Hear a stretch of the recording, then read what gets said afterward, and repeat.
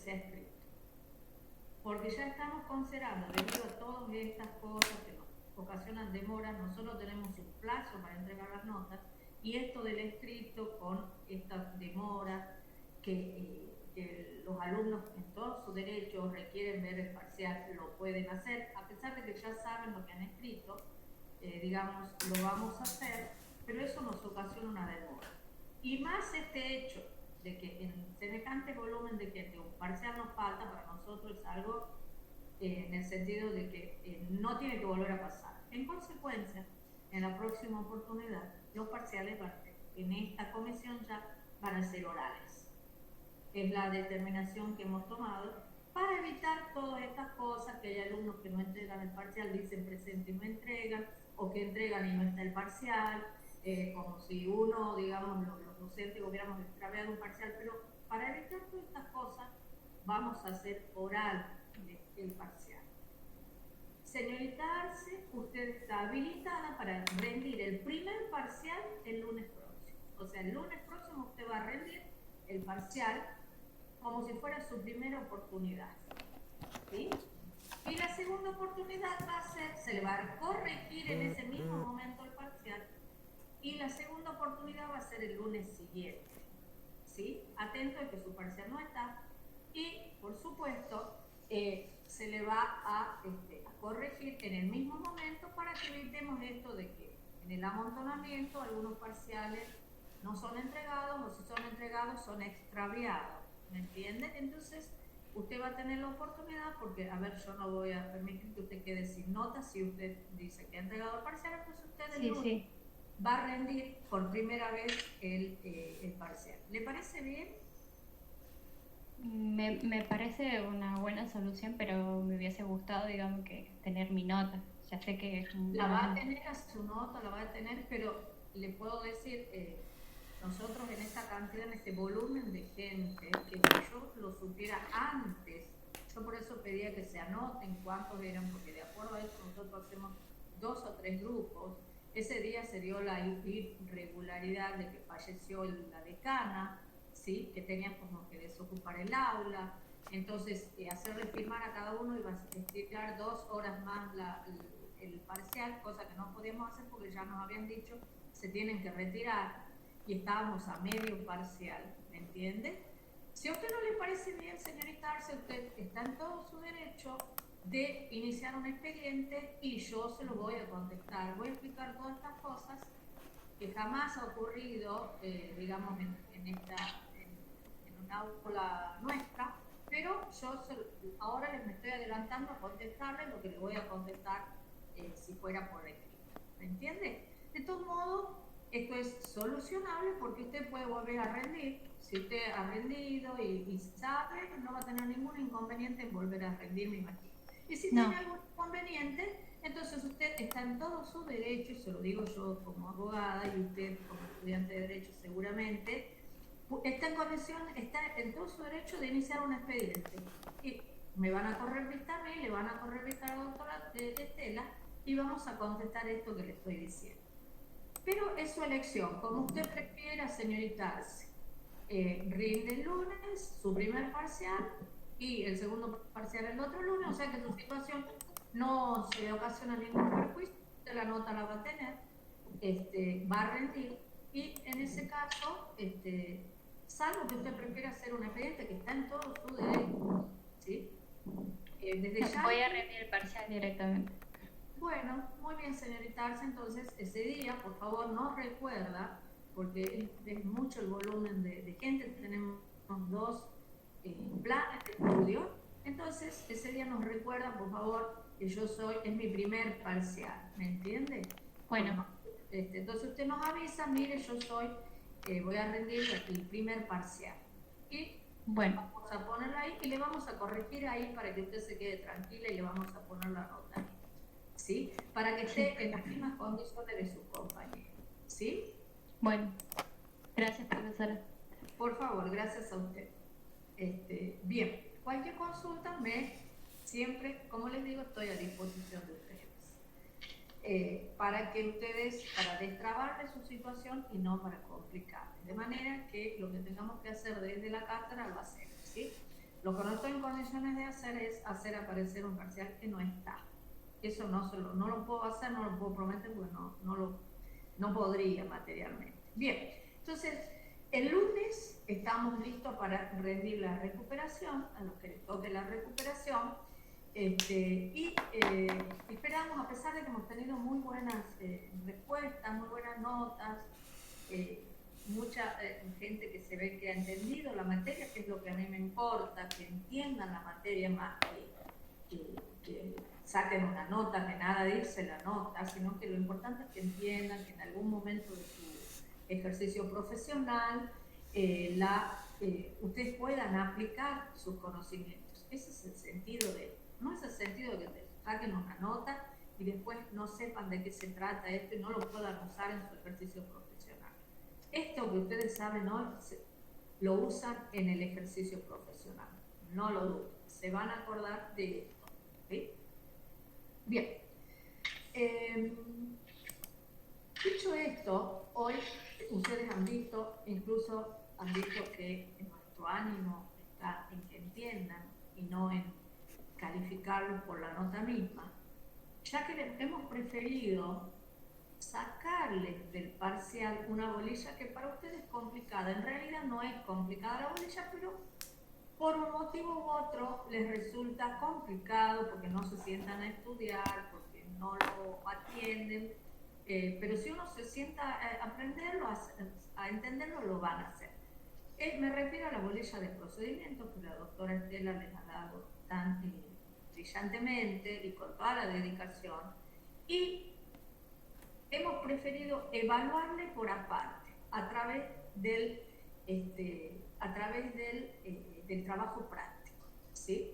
Entonces, ustedes eso traten de aprenderlo. El sentido ha sido no aplazarlos por esa bolilla, acortarles el parcial para que sea menos cantidad, porque eso sí es mucha cantidad procedimiento, y de que el otro gran objetivo es que aprendan realmente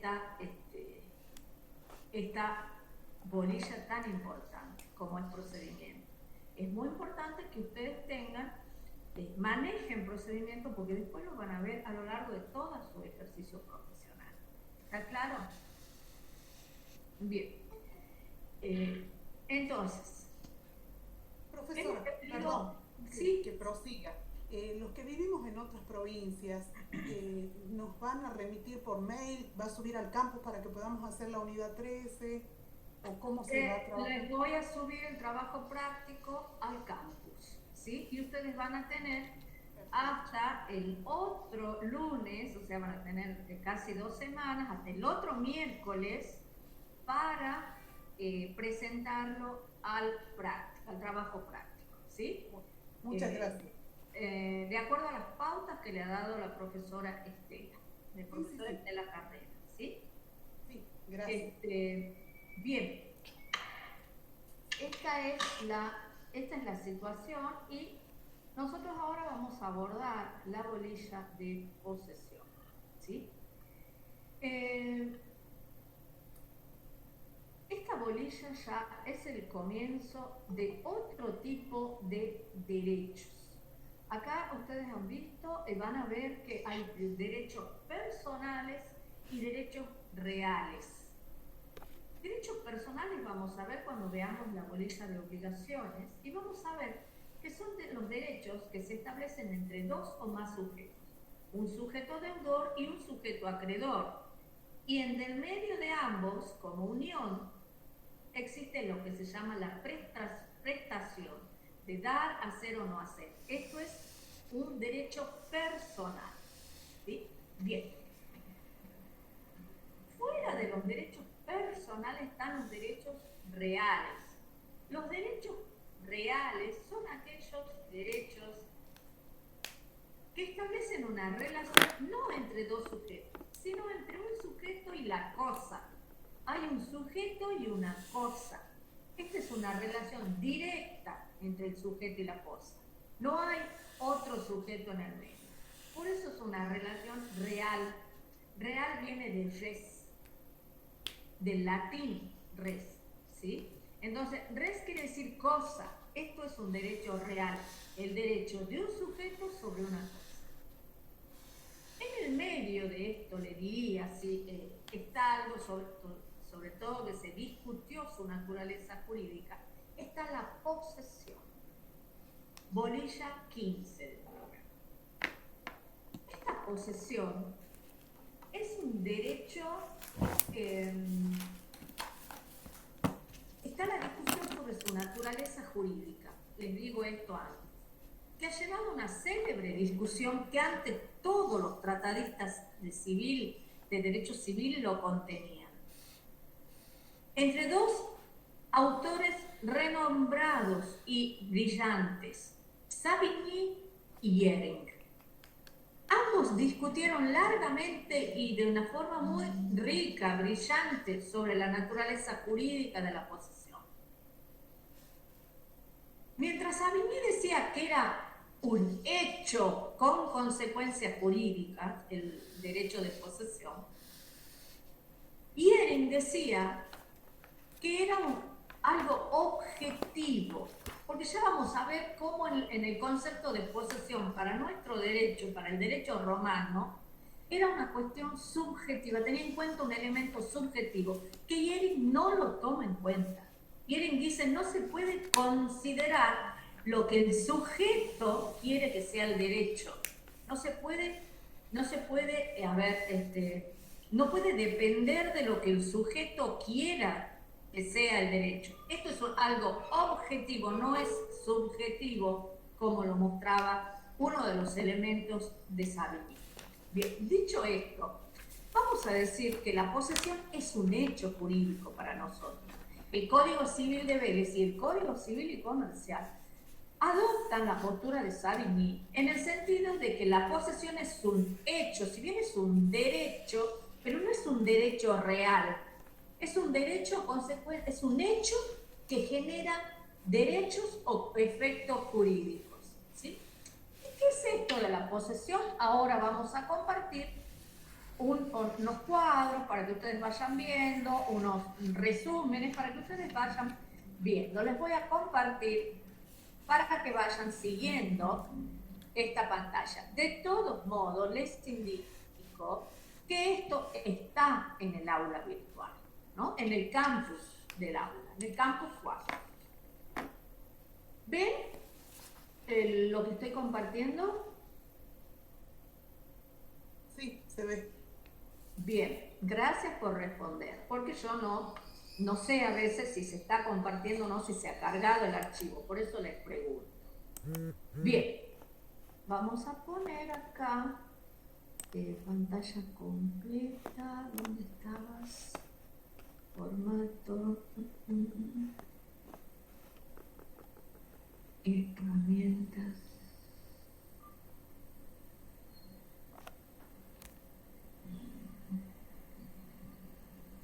Bueno, no me acuerdo dónde era la pantalla completa, pero bueno, por ahí está. Vamos a hablar entonces de la posesión. ¿Qué es la posesión? Y acá está el concepto. Es muy importante el concepto de posesión. Y muy fácil. Es un poder o señorío de hecho que una persona ejerce sobre las cosas. En un principio solo eran cosas corporales propias o ajenas. En realidad es este el elemento de la posesión, es un poder o señorío de hecho, porque entraña una relación física y directa entre el sujeto y la cosa. Tiene que haber ya vamos a ver un elemento material, por eso es un poder o señorío de hecho, que una persona, fíjense que dice persona, no dice titular, que una persona ejercía sobre las cosas corporales propias o ajenas. Este concepto del derecho romano después fue evolucionando al punto de que ya se podía ejercer la posesión no solo sobre cosas corporales, sino también sobre elementos incorporales propios o ajenos. Por ejemplo, los derechos. Se podía haber posesión de derechos y eso fue llamado en derecho romano quasi posesio, ¿sí? Esta posesión, como ustedes ven de este concepto, van a ver que en ningún momento les habla de propietario. La posesión y la propiedad son cosas diferentes. Pueden o no coincidir, pero nunca podemos confundir posesión con propiedad. La propiedad alude al título, mientras que la posesión alude a esta situación de hecho, de contacto material entre un sujeto y una cosa. Miren lo que les digo, contacto material sobre el sujeto y la cosa. Profe, ¿Sí? disculpe, ¿puede volver a repetir esa idea de la diferencia, digamos? ¿Cómo? ¿Puede volver a repetir la idea que acaba de explicar? La diferencia, digamos. ¿Cuál idea, corazón? Porque la verdad que no se La lo diferencia escucho. entre propiedad y lo otro, digamos, que está Ah, bien. Cuando hablamos de ¿qué les digo yo? Que no confundamos propiedad y posesión. ¿Por qué? Porque la propiedad, cuando hablamos de propiedad, hablamos del titular de la cosa, del titular registral de la cosa, si es un inmueble, o del titular del derecho real de propiedad. Ese es el titular. Si ustedes me preguntan quién es el titular de un inmueble, yo les voy a decir el que figura inscrito en el registro inmobiliario de Tucumán. ¿Entienden? Ese es el titular, el propietario. ¿Entienden eso? Valentina, ¿entendés? Sí, profe. Sí. Gracias. Pero si decimos posesión, no estoy aludiendo necesariamente al propietario registrado. No estoy aludiendo a eso. ¿A quién estoy aludiendo? Al que tiene la cosa efectivamente independiente de que sea o no el titular. ¿Entienden? Valentina, ¿entendiste la diferencia? Sí, profe, gracias. Bueno, entonces, esto es me paro en este lugar para que desde el vamos no confundan posesión y propiedad. Una cosa es posesión y otra cosa es propiedad. Muchas veces se confunde en la jerga común y le dicen, sí, el dueño de tal casa es el que vive ahí por el hecho de vivir. Y no es así, ese es el poseedor. Y no siempre coinciden poseedor y propietario. ¿Está claro? ¿Hasta ahí vamos bien?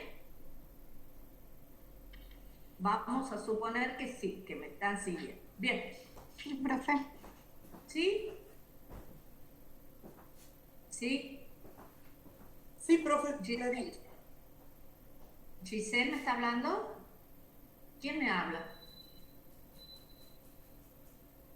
La que respondió soy yo, Patricia González. A Patricia. Bien. ¿Alguien me está preguntando otra cosa o no? Bueno. Seguimos entonces. Entonces, dicho esto, vamos a decir que la posesión entrañaba dos elementos. ¿Por qué? A ver, primero vamos a decir acá esto, le vamos a agregar esto. El poder o señorío de hecho que una persona ejercía sobre las cosas corporales propias o ajenas, como si fuera el propietario, lo vamos a decir acá. Observen acá que hay dos elementos acá. Un elemento objetivo, que lo vamos a ver abajo bien, y un elemento subjetivo. ¿Cómo es esta relación directa entre el sujeto y la cosa? Como si fuera el propietario. El que está ejerciendo la posesión, o sea, el poseedor, lo hace como si fuera el propietario. ¿Sí? Ese es un elemento subjetivo. De este concepto van a derivar los dos elementos de la posesión. O sea que este concepto es fundamental, porque allí derivan los dos elementos de la posesión. ¿Cuáles son los dos elementos de la posesión? El corpus y el animus. Y desde ya me adelanto a decirles que este concepto de posesión es tal cual es del derecho romano, es tal cual es hoy en nuestro derecho civil, en el Código Civil de Vélez y en nuestro Código Civil y Comercial. El Código Civil y Comercial sí ha cambiado un poco la terminología y habla de relaciones de hecho, poder de hecho, pero se refiere a la posesión. No ha cambiado la posesión de los romanos hasta aquí. Es la misma posesión. ¿Cuál es? La que tiene dos elementos. ¿Cuáles son estos elementos? Son dos. El corpus, que es el elemento material objetivo, consiste en el poder de hecho que se ejerce sobre la cosa. Es la relación directa material entre el sujeto y la cosa. Este es el elemento objetivo, el corpus, ¿sí? Es el hecho de agarrar la cosa, de aprender la cosa, que tal vez no quiera decir exactamente agarrar o aprender, pero sí quiere decir estar en contacto directo con la cosa o en posibilidad de recuperarla si por un momento se aleja de la cosa, ¿sí? Esto es el corpus en la posesión. Es relación directa del sujeto con la cosa, la aprehensión material. Esta aprehensión material se fue espiritualizando, digamos, ya no es una aprehensión. Si yo soy poseedora de este teléfono, no hay duda que soy la poseedora del teléfono, aunque yo lo deje al teléfono acá y me vaya a la casa de mi madre. Yo soy la poseedora. ¿Por qué? Porque si yo quiero, recupero inmediatamente el contacto material o la aprehensión material con la cosa, ¿sí? ¿Cuándo se pierde este corpus? Si yo lo pierdo al teléfono. Si yo lo pierdo al teléfono y no tengo la posibilidad de volver a tener una relación directa con la cosa, ahí sí. Entonces el corpus es la aprehensión material, la relación directa entre el sujeto y la cosa, y la posibilidad de retomar esa relación directa en cuanto yo quisiera, ¿sí? Bien. Entonces, dicho esto, pasamos al elemento animus, que es el elemento subjetivo, intencional, afectivo. ¿Cuál es el animus? El animus, la misma palabra lo dice. ¿Cuál es el ánimo del sujeto? El ánimo del sujeto es la intención del sujeto de tener la cosa y disponerlo de ella como lo haría el propietario. Eso es el animus. Es la intención del sujeto de tener la cosa y disponer de ella como lo haría el propietario. Es decir, el sujeto poseedor se comporta como dueño. Puede o no ser el dueño, pero aunque no sea el dueño, el sujeto se comporta como dueño. ¿Entienden? Es la relación, puede ser una persona que usurpó una casa, para que ustedes vean, que usurpa una casa y se empieza a comportar como dueño. Cambia la cerradura, se hace poner la luz, va y cambia las boletas del agua, las pone a nombre de él. ¿Se está comportando como propietario? Yo les pregunto, ¿qué opinan ustedes? Un sujeto que usurpa una casa y cambia la cerradura, pone la luz a su nombre, eso es de todos los días acá, chicos. ¿Se está comportando como dueño o como que le están prestando la casa?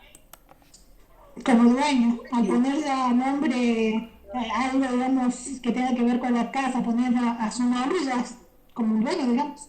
Exactamente, esa es la intención que demuestra que el sujeto es poseedor. Se ha metido, ha usurpado una casa y se ha comportado como el dueño y no lo ha dejado entrar más al dueño. Ese es el poseedor, no el dueño, porque al dueño lo han expulsado de la posesión. Y hay un sujeto que dice, no, yo soy el dueño. Y pone plantas, como les digo, pone alambrados y no deja entrar a nadie. Se comporta como dueño. ¿Sí? Entonces, no hay duda que es el poseedor, porque la tiene la cosa y porque se comporta como dueño. ¿Claro? Profe, disculpe, ¿y en la usucación? ¿Cómo?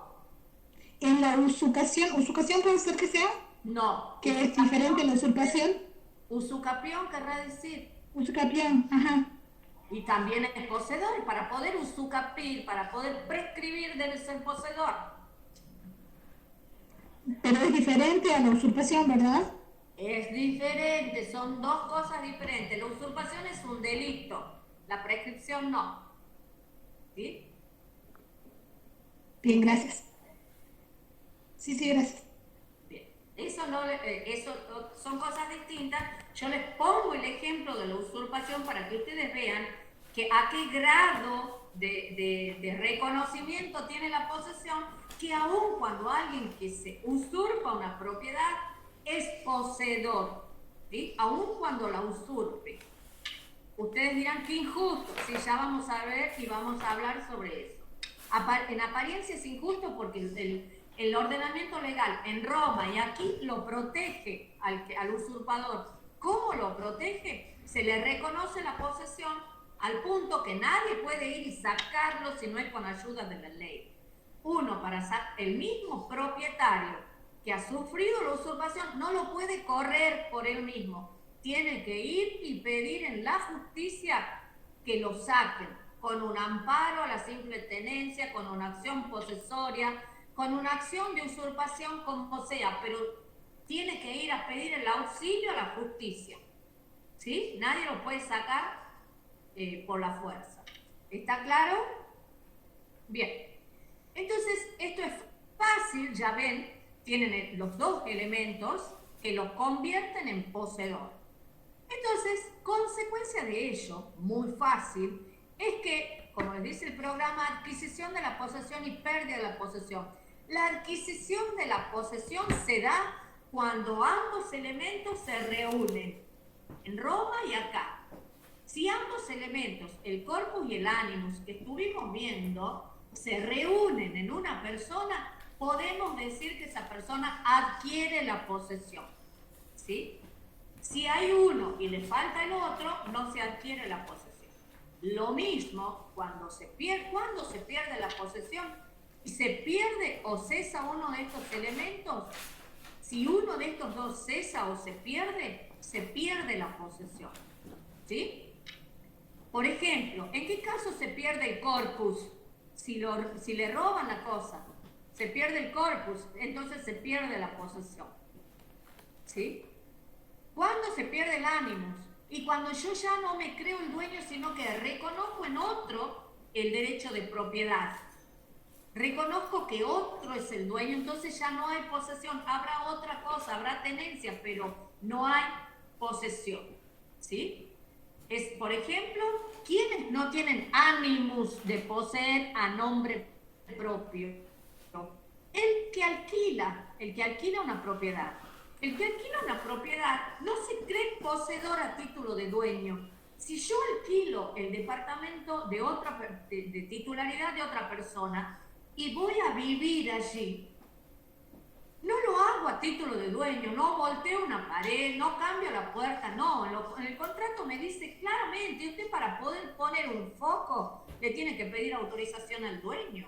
Entonces, ¿me estoy comportando como dueño si yo le digo, señor, ¿puedo arreglar la canaleta que se ha roto acá? ¿Eso lo hace un dueño? Pregunto. No. No, muy bien, Brenda. No. El que es dueño va y arregla la canaleta. Entonces, si yo alquilo, ¿sí, Inés? Ay, disculpe. No, disculpe. Bueno, entonces, esto es lo que es a título de dueño y lo que no. Una persona que es inquilino, que alquila el inmueble de otro, no se comporta a título del dueño. No se comporta como dueño, por lo tanto no es poseedor a título de dueño, tiene otros derechos. Posee a nombre de otro. En cambio, la posesión es poseer como si fuera el dueño a nombre propio, ¿sí? Entonces esas son cosas que tenemos que distinguir. Bien, entonces si se pierde uno, se pierde la posesión. Y si se adquieren los dos elementos, se adquiere la posesión. No les voy a tomar, saquen del programa eso que les dice naturaleza jurídica, porque es esta célebre polémica que les digo de Savigny y Ehring, pero no les vamos a tomar, solamente les digo que es de una riqueza jurídica impecable para que el día que se reciban, o si quieren antes lo lean, porque es una... A mí me ha servido muchísimo en los juicios esta célebre polémica Savigny y Ehring, pero no le vamos a tomar porque depende de es opinable según la postura que cada uno adopte. Desde ya me adelanto a decirlo que nuestro Código Civil y nuestro Código Civil y Comercial adoptan la postura de Savigny, ¿sí?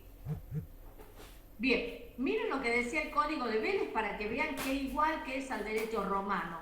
Habrá posesión de las cosas cuando una persona, por sí o por otro, tenga una cosa bajo su poder, el corpus, con intención de someterla al ejercicio de un derecho de propiedad, animus.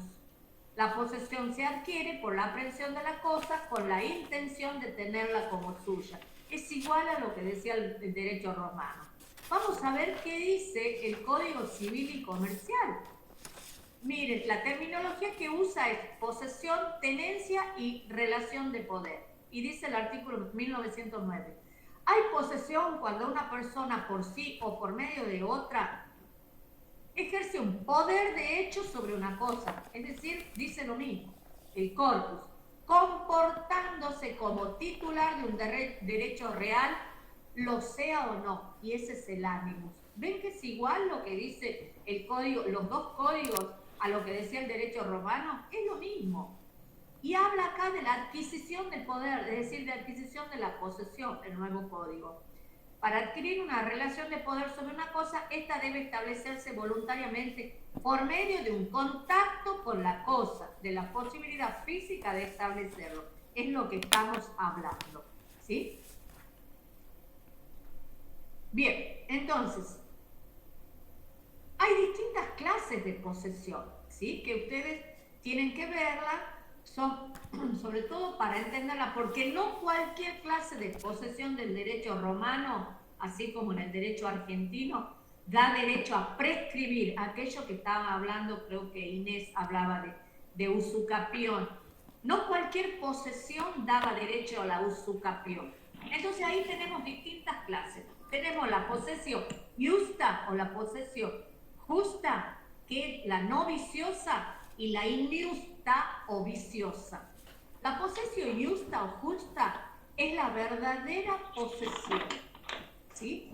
Si aquel que ejerce el poder de hecho sobre la cosa, como si fuera el dueño, le agregaba además el haber obtenido la posesión de la cosa por medios legales conforme a derecho. Entonces la posesión justa era cuando el sujeto adquiría esta posesión por medios legales, no se la había arrebatado a nadie. Esa es la posesión justa. Cuando la recibe por medios legales, la recibe de su anterior poseedor. Si compra una cosa, recibe la posesión por medios legales del anterior propietario. Esa es la posesión justa. La posesión injusta es cuando la posesión se hubiera adquirido causando un daño al antiguo poseedor, mediante violencia, clandestinidad o por precario en relación a su antecesor. ¿Entienden la diferencia? ¿Cuándo es justa y cuándo es injusta? ¿Injusta o injusta? En el primero la recibe por medios legales, la recibe de su anterior poseedor que se la entrega porque le compró, porque le regaló, por lo que sea, pero por medios legales. La injusta es cuando el poseedor la ha obtenido pero en contra de la voluntad de su antecesor, se la ha arrebatado a su antecesor por algún vicio de violencia, clandestinidad o precario. Esos son los modos de la posesión injusta. ¿Entienden, chicos? Hasta acá eso no es complicado. ¿Entienden? Sí, profe. Sí, profe. Bueno, gracias, Inés. ¿El resto entiende? ¿Está siguiendo esto? Esto es fundamental. ¿Qué sería Disculpe, precario, profesora? Bien, seguimos entonces. Profesora, ¿qué sería precario? Violencia se entiende, clandestinidad también, y el precario. El precario es cuando uno presta una cosa y hay obligación de restituirla. Usted le presta algo a alguien y ese alguien tiene la obligación de restituirla. Entonces, cuando ese se hace poseedor injusto, por una posesión injusta, esta persona, cuando no se la devuelve ante el requerimiento del dueño, ¿entienden? Claro. Entonces, yo presto una casa para que viva una persona que me dice, yo necesito un mes que me preste la casa porque en un mes yo ya me voy a alquilar una cosa y me voy. Viene uno de buena fe, gracias Hilda, uno de buena fe, esto pasa todos los días, chicos, es lo mismo que en el derecho romano y pasa acá. Entonces un día le dice, bueno, escuchar, pasa un mes, pasa 2 meses, pasa 3 meses y usted le dice, mirá, devuélveme la casa porque ya pasó el mes, vos me dijiste que el mes te iba a hacer, no, yo no me acuerdo haberte dicho, yo te he dicho que la casa ahora es mía, yo no me voy a mover de acá, vos haceme juicio, pero yo no me muevo de acá. Eso es precario, eso es la adquisición de la posesión por el vicio de precario, cuando no devolvemos lo que otro nos prestó, abusamos de su confianza y no le restituimos lo que es de otro, ¿entienden? Patricia. Sí. Gracias. Eso de precario es muy importante, lo van a ver también en el derecho penal nuestro, ¿sí? En el derecho penal nuestro el delito de usurpación, los medios comisivos son por estos 3 casos: por violencia, clandestinidad o precario, que es cuando hay obligación de restituir algo. El dueño lo presta voluntariamente y el sujeto no se lo devuelve. Esto es de todos los días. Yo tengo actualmente un caso así acá en Tafí del Valle, ¿sí? Así que aprendan bien esto porque van a tener muchas consultas de esto. Bien, seguimos. Esa es la posesión justa e injusta. Ambas posesios contaban con la protección, tanto la justa como la injusta cuentan con protección. ¿Qué quiere decir protección? Que nadie los puede sacar de la posesión si no es por una acción judicial. ¿El ordenamiento jurídico lo protege al poseedor injusto? Sí lo protege. ¿Cómo lo protege? Hay que hacerle juicio para poder sacarlo. Nadie puede ir a sacarlo por sus propias manos. ¿Me entienden? Miren la gravedad de lo que es esto. La possessio civilis y la possessio naturalis. La possessio civilis es muy importante y por eso les puse en rojo acá. Es la possessio ad interdicta, quiere decir protegida por los interdictos, y además tenía por origen una justa causa, una justa causa. Estaba protegida por los interdictos y además tenía como origen una justa causa. Y les pongo acá razones que justificaban la tenencia del dueño, aunque no fuera del dueño. Era una causa posesiones, un título. Por ejemplo, hoy tendríamos una justa causa, sería un boleto de compraventa. Una persona que haya comprado una cosa por boleto de compraventa. Eso es una possessio civilis que está protegida por el ordenamiento jurídico con mucha protección, ¿sí? Cuenta este tipo de protección civil, cuenta con la mayor protección jurídica, los interdictos posesorios en Roma y la actio publiciana, que era una actio muy importante que protegía la posesión, ¿sí? Entonces, esta possessio civilis era muy importante porque era la que después permitía adquirir por prescripción la cosa. Si era un inmueble, adquiría la prescripción por el transcurso del tiempo porque tenía una justa causa posesiones, ¿sí? Tenía un título y con el unido al transcurso del tiempo podía prescribir a su favor una cosa. Inés, usted preguntaba de prescripción hace un rato, ¿sí? Bien. Sí, profe. Si este poseedor no era de buena fe, igualmente contaba con la protección de interdictos, pero no con la actio publiciana. O sea, que en este caso, si tenía una posesión protegida por los interdictos, porque era una protección justa, y tenía una justa causa de inicio de la posesión, por ejemplo, un título, tenía y además era de buena fe, contaba con la protección de interdictos y de la actio publiciana. Ahora, veamos lo opuesto a esta possessio civilis, la possessio naturalis. La posesión era ejercida no animus domini, sino reconociendo en otro el derecho de propiedad. La posesión naturalis se daba en el caso entonces en que el sujeto ejercía una posesión, pero no a nombre propio, no se comportaba como dueño, sino que reconocía en otro el derecho de propiedad. En realidad eso era una tenencia y no era una posesión. Es el caso del inquilino que reconoce la propiedad en otra persona, no se comporta como dueño. Entonces, esta es la posesión naturalis.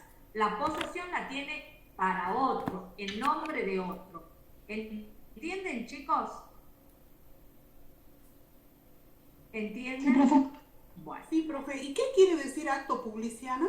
Perdón. Actio publiciana es una, ya vamos a ver, es un modo de proteger la posesión. La posesión esta, cuando era la possessio civilis, esta possessio iusta, que se la había obtenido desde del anterior poseedor, que también tenía una justa causa, un titulus, y que también era de buena fe el poseedor. Entonces, uniendo todos estos elementos, la actio publiciana le decía,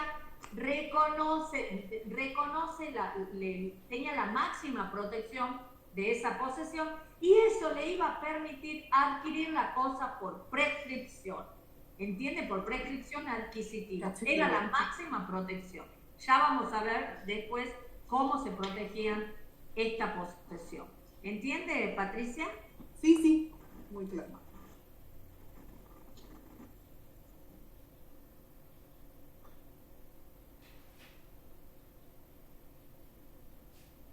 Bien, les voy adelantando esto para los parciales. Esto es pregunta de parcial. Por ejemplo, yo les voy a decir, como ustedes ya han visto en el parcial, les voy a poner las distintas clases de posesio y les voy a poner el concepto a la par. ¿Sí? Entonces, por ejemplo, voy a poner possessio civilis, possessio naturalis, possessio iusta, possessio iusta. Y les voy a poner todos los conceptos a la par y ustedes la tienen que identificar cuál es cada una. Tienen que poner como hicimos ya en el parcial. La 1 se corresponde con la 3, la 2 con la 4, pero esto es de parcial. Me encanta este punto de parcial. ¿Sí? ¿Sí, chicos? Sí, profe. Sí, profe. Bien. Sigamos entonces. Esta es otra clasificación.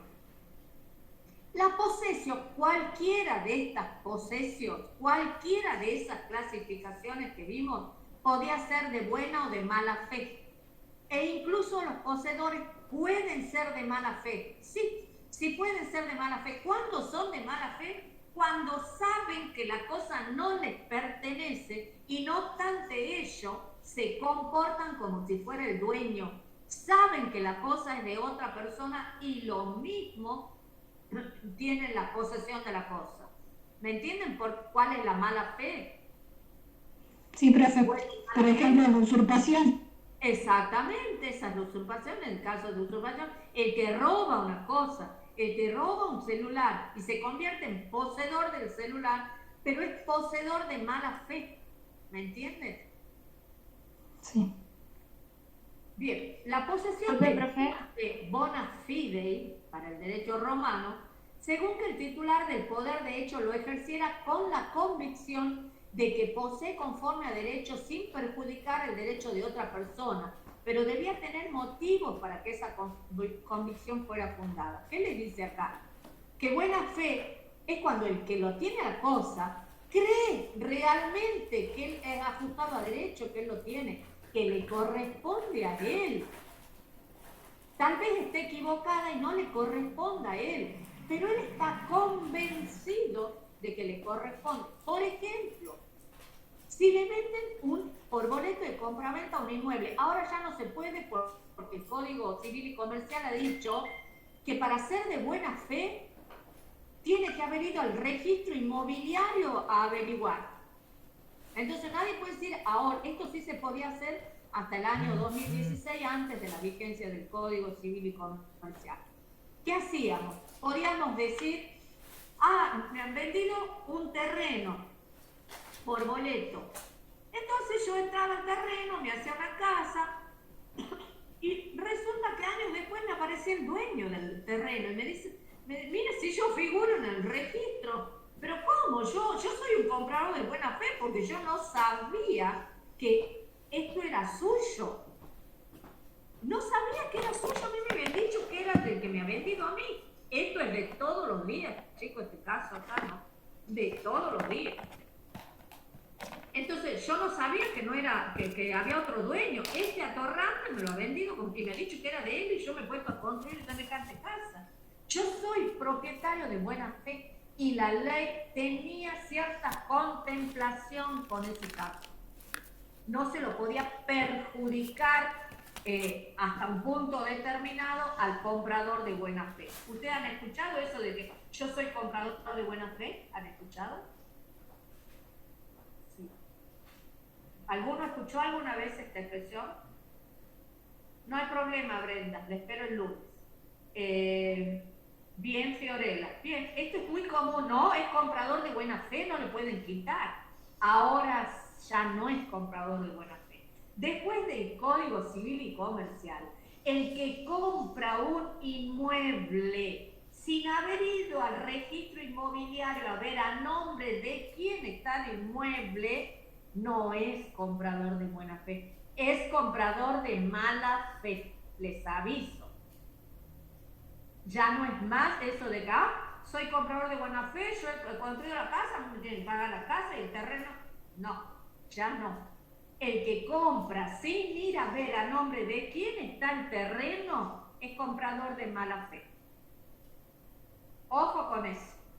Tengo en este mismo momento en mi estudio un caso en donde ha venido una persona y me dice, mire, yo voy a comprar, le quiero hacer juicio porque me ha vendido el terreno en el año 2017 en Tafí del Valle y me ha dicho que él era el dueño y resulta que ahora no puedo escriturar porque no era el dueño de él. Y entonces le hice la pregunta, ¿cuándo ha sido esa venta, señor? ¿Cuándo ha comprado usted el terreno? En el año 2017. Usted ya no es de buena fe, porque el código dice que usted estaba obligado a ir a el registro inmobiliario. Miren el pequeño detalle. Se puede ganar o perder el juicio por eso. Cuidado con esto. Es crucial este tema y el ejercicio profesional es de todos los días. Entonces, en la buena fe, el titular de la posesión tiene que estar convencido o creer que él es el dueño y que lo recibió del dueño. ¿Sí? Por ejemplo, se da el caso de las bicicletas robadas, de las cosas no registrables. Yo compro un juego de dormitorio que me sale en internet. ¿Quién quiere comprar un violín? ¿Quién quiere comprar un juego de dormitorio? Yo quiero comprar y compro y después viene la policía, señor, ¿no te ha comprado un juego de dormitorio? Sí, yo compro por internet. Ese era robado. ¿Cómo? Pero si ese me ha dicho que era el dueño. Bueno, ahí yo puedo decir que soy de buena fe. Puedo decir, porque yo no sabía, la posesión vale título en las cosas muebles. Entonces ahí sí puedo decir que soy de buena fe. ¿Sí? Entonces, para ser de buena fe tengo que estar convencido y tengo que poder estar convencido. Porque si yo me quiero convencer y todo me estaba demostrando que no era así, no soy de buena fe. Tengo que estar convencido, pero además tengo que poder convencerme de eso, ¿sí? De que no lo estoy perjudicando a otra persona. Por eso les dice, debía tener motivos para que esa convicción fuera fundada, ¿sí? Bien, la de mala fe, el mero convencimiento, ese solo convencimiento no era suficiente, sino que si el que se consideraba de buena fe debería haber sabido que la cosa era de otro, era de mala fe. Lo mismo si el titular sabía que no tenía derecho a la posesión. Eso es mala fe. Bien, quasi posesio vamos a sacar, no lo pongan, y vamos a ir directamente a la protección de la posesión. La protección, ¿cómo se protegía por los interdictos. El modo de protección de la posesión son los interdictos. Estos interdictos están en el Código Procesal Civil y Comercial de la Nación. Les aviso, ¿sí? Hay 3 tipos de interdictos. Que les dice el programa los nombres. Ustedes tienen que ver cuál es cada uno. Retinendad de posesiones. Tenían por objeto proteger al poseedor que hubiera sufrido o tuviera fundados temores de sufrir molestias o perturbaciones en su posesión. Debía contar con una posesión justa, sin los vicios de violencia, clandestinidad o precario. ¿Sí? Era aquel, entonces, que tenía temores fundados de sufrir molestias o perturbaciones. Era cuando sufría perturbaciones, pero no perdía la posesión. No se pierde la posesión. Acá lo que está sufriendo el poseedor es molestias o perturbaciones. No se le quita todavía la posesión, pero tiene motivos para creer que lo van a seguir molestando o lo van a perturbar en su posesión. Entonces tenía 2 interdictos. El interdicto uti possidetis, para proteger la posesión cuando eran bienes inmuebles, o interponía el interdicto utrubi para proteger la posesión de bienes muebles. ¿Sí? Los interdictos recuperanda, la palabra les indica, chicos, posesiones, es cuando se había perdido la posesión y tenía por objeto restablecer en su posesión al poseedor que había sido despojado por el hecho violento o ilícito de un tercero. El poseedor no debía tener una posesión viciosa. Este tipo de posesión, este tipo de interdicto, requería entonces, repetimos, a que el titular de la posesión la hubiera perdido. Acá el que era poseedor pierde la posesión, no como en el anterior en donde lo molestan. Acá la pierde a la posesión.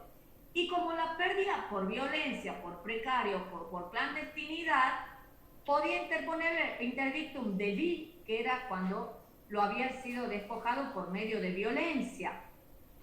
Interdictum de precario, para obtener la restitución de una cosa dada en precario. Ahí está lo que usted preguntaba. Patricia es, sí, Patricia, que era precario. Interdictum de precario se otorgaba para obtener la restitución de una cosa dada en precario y frente a quien se negaba a restituirla al requerimiento del poseedor. Y el interdictum de clandestina posesiones, que se otorgaba al poseedor que había sido despojado oculta y maliciosamente de su posesión. ¿Sí? Entonces, acá era cuando había sido despojado por clandestinidad. ¿Está claro? Estos son los 3 casos del interdictum para recuperar la posesión. Y el último tipo de interdictos son los interdictos ad spicendae posesiones, que aquí no había una posesión, tienen la particularidad que aquí no había una posesión anterior. Eran medidas procesales pendientes a hacer adquirir la posesión que aún no se tenía. Se quería reclamar una posesión de una cosa que le correspondía y que todavía no le habían dado. El típico caso es este. Al heredero del derecho pretorio solicitaba la entrega de la herencia concedida por el magistrado. El heredero al que no se le había entregado la herencia del derecho pretorio interponía este interdicto para que le hagan adquirir la posesión de la herencia. ¿Sí? Ese es un ejemplo. Bien. Chicos, con esto terminamos posesión. En la próxima clase, que es el próximo miércoles, vamos a ver el derecho de propiedad. ¿Sí?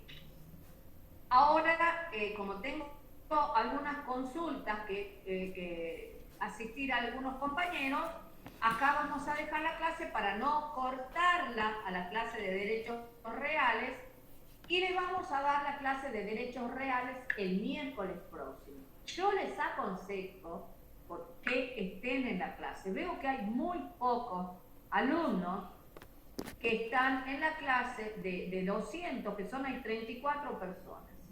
Por supuesto que es por el bien de cada uno elige estar o no estar, pero yo les puedo decir que lo que se les dice en la clase no lo van a ver en ningún libro, las explicaciones, las dudas que tienen, entenderlo y tenerlo al docente ahí, chicos, para preguntarlo, eso es invalorable, ¿me entienden? Yo les digo lo mismo que les digo a mis hijos, hijo, anda a la clase porque en la clase es como el profesor particular, solo que gratis. Lo tenés ahí para que te conteste todas las preguntas. Aprovecha al máximo las clases. Yo les digo a ustedes eso.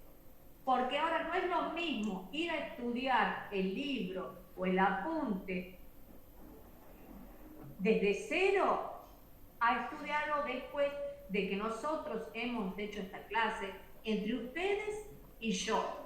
Porque las preguntas que ustedes me van haciendo les va sirviendo a todos y me sirve a mí también para ver cuáles son sus dudas, cuáles son sus inquietudes. Aprovechen al máximo la clase. Es una horita, hora y media, 2 las clases. Hoy vamos a cerrar acá. Veo, pero no tiene cámara, María Alejandra. Bueno, no se haga problema. Lo que me importa es que escuche, pero ya una pena que ya terminamos en la clase, ¿sí?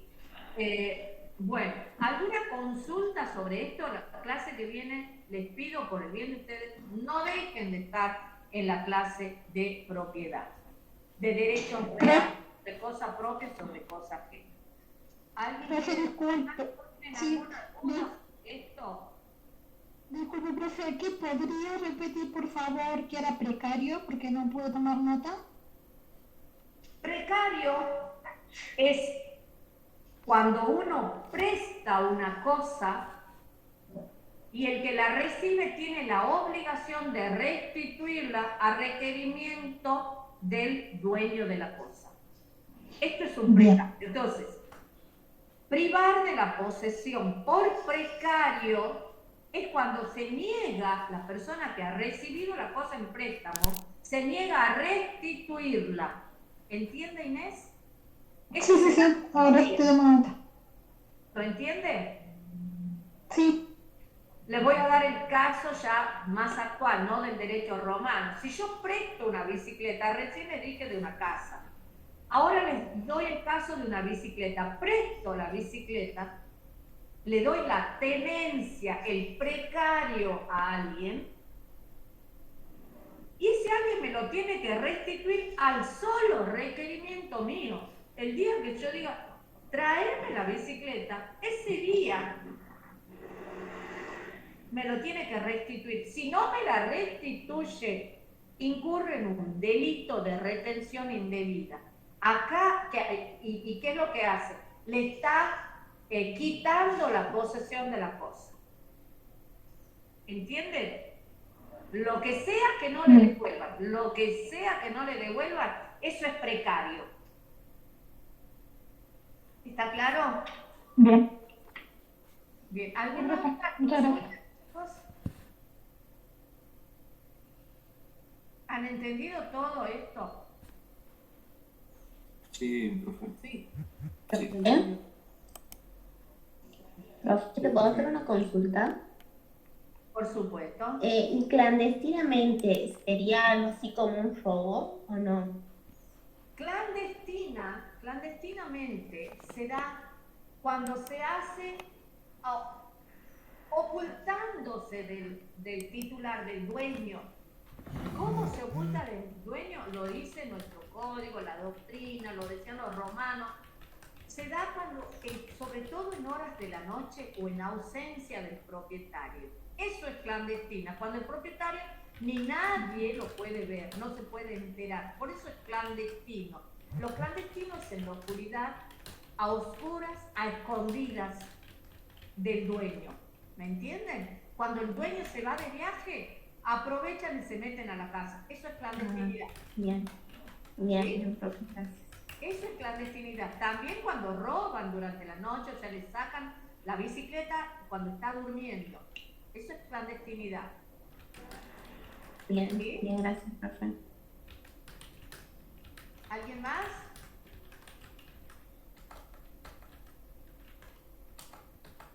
profesora, con respecto a la unidad que desarrolló, no.